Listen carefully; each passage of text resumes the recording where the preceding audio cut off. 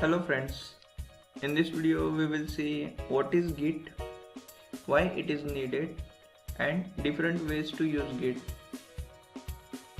Now what is Git? Git is an open source distributed version control system, that is DVHC.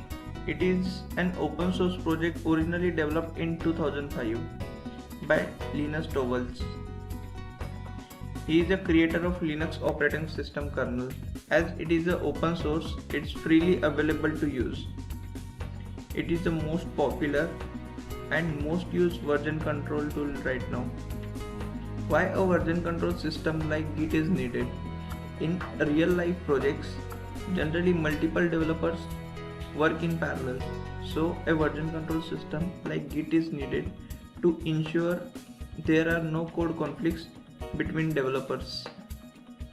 Additionally, the requirements in such projects change often, so a version control system allows developer to revert and go back to an older version of the code. Git has the functionality, performance, security and flexibility that most team and individual developers need. Git allows a team of people to work together, all using the same files. It saves our time, we can work offline, also we can undo mistakes.